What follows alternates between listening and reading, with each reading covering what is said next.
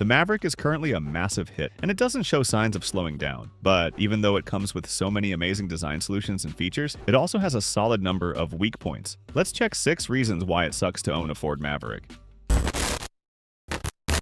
Number 6. Less capable than Santa Cruz.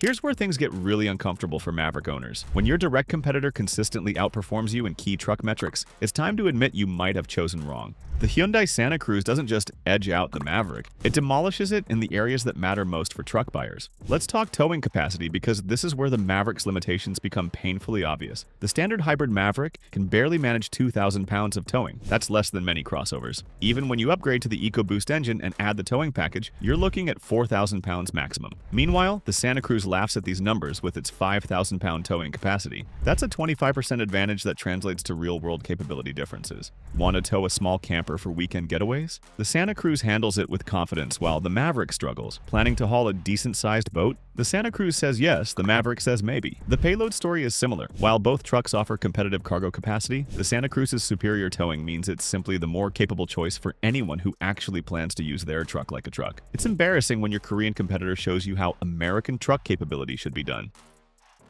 Number 5. Stiff ride that punishes daily driving.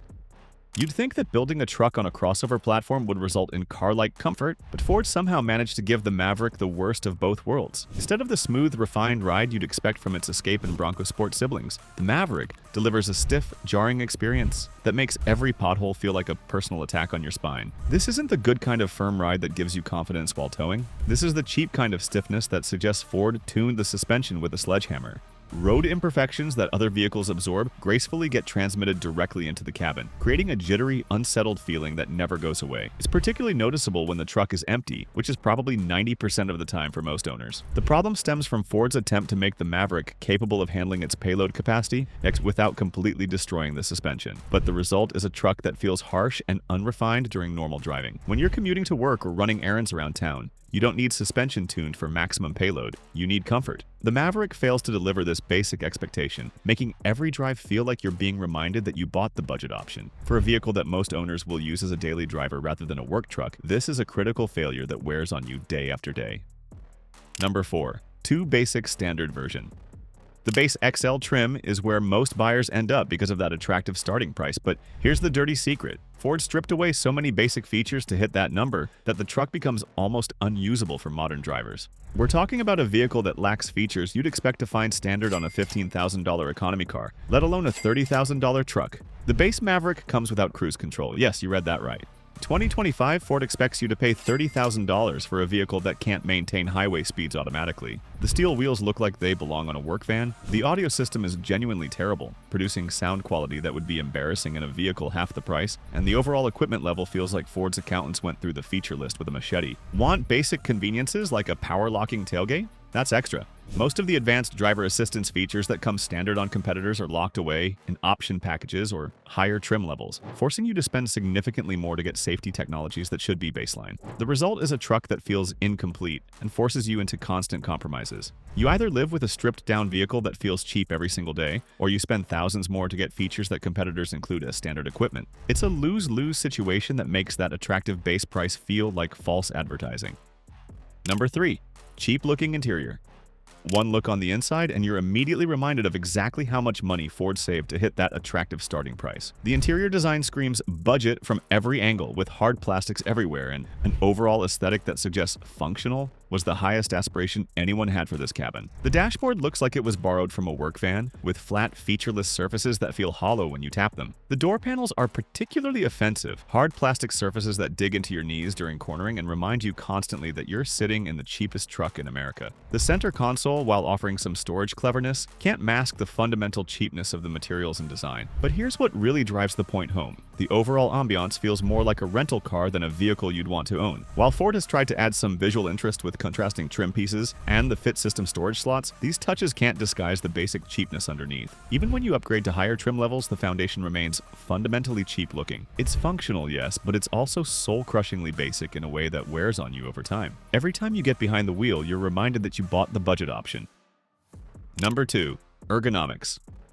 To meet its aggressive price targets, the Ford Maverick incorporates several cost-saving measures that directly impact driver comfort, and these compromises become obvious the moment you try to find a comfortable driving position. The lack of adjustability is particularly frustrating in an era where even economy cars offer extensive customization options. Base XL and even some XLT trims come with basic manual seat adjustments. While height adjustment for the driver is included, features like power-adjustable seats, extensive lumbar support, or seat memory functions are either unavailable or reserved for expensive higher trims. This makes it genuinely challenging for many drivers to find an ideal, comfortable driving position, especially on longer journeys. The steering column offers tilt and telescoping adjustment, but the range feels limited for anyone who isn't perfectly average-sized. Tall drivers find themselves cramped, while shorter drivers struggle to reach a comfortable position. The passenger seat typically offers even fewer adjustment options, making it clear that Ford prioritized cost-cutting over comfort. In the rear, the seating area is functional but not accommodating for adults on long trips with a relatively upright seat back and minimal amenities. These limitations become genuinely problematic for individuals with specific ergonomic needs or back issues. The Maverick's positioning as a no-frills hauler means that advanced comfort features are treated as luxuries rather than necessities. Prospective buyers who plan to spend significant time in the vehicle should prepare for an ergonomic experience that feels more like settling than optimizing.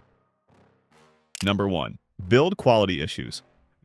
Those attractive monthly payments start feeling less appealing when your brand new truck begins showing its true colors. The Maverick's build quality issues aren't just minor annoyances, they're genuine problems that affect daily ownership and long-term reliability. We're talking about issues so significant that they're making owners question whether Ford rushed this truck to market without proper testing. The most serious problem? Ford has issued multiple recalls for the Maverick, including a particularly alarming one for the hybrid model involving potential engine fire risks. Yes, you read that right, engine fires. Other recalls have addressed side curtain airbag deployment issues and trailer brake controller malfunctions. For a truck that's supposed to represent Ford's engineering prowess in the compact segment, the frequency of these safety-related recalls raises serious questions about quality control. But the problems go beyond just recalls. Early owners are reporting inconsistent panel gaps that make their trucks look like they were assembled by different teams, interior trim pieces that rattle and squeak like they're auditioning for a percussion section, and electrical gremlins that cause random warning lights and system failures. Some owners have experienced premature wear on components